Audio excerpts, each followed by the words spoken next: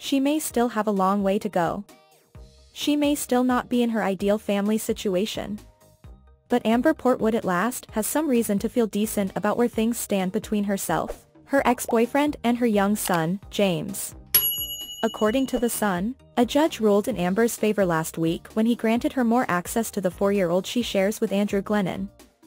The no-contact order that had previously been in place has now been lifted and Portwood is permitted to contact the child via phone calls and/or FaceTime conversations. To be specific, the judge decreed that Portwood is now entitled to liberal telephone calls and/or FaceTime communication with the child.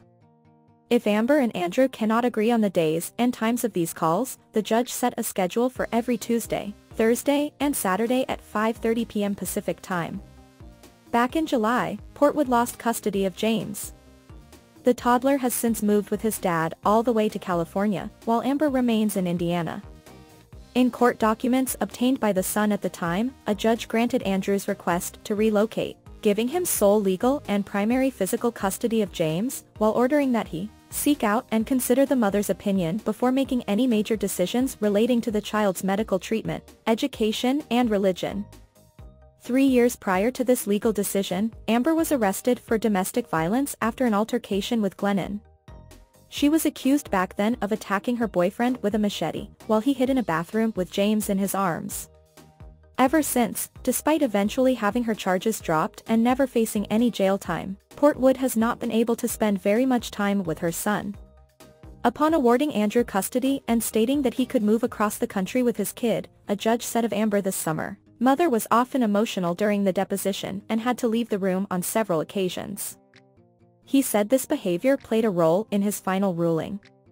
In response, Amber wrote the following in late July via Instagram. "I'm devastated and heartbroken by this outcome. I've worked so hard to better myself and improve my relationship with my children.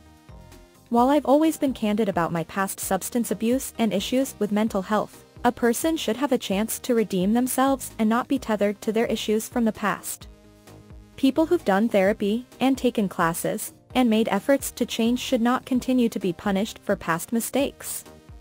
I've spent years rebuilding my bridges and did everything that was required of me, including completing 21 negative drug tests and multiple psychological evaluations."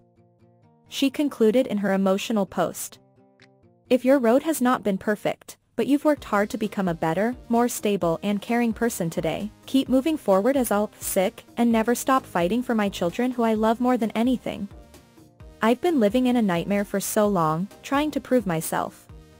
I wouldn't wish this unbearable pain on any mother or father." What are your thoughts on Amber being given permission to communicate with her son? Sound off in the comments below. And keep coming back for more Teen Mom news.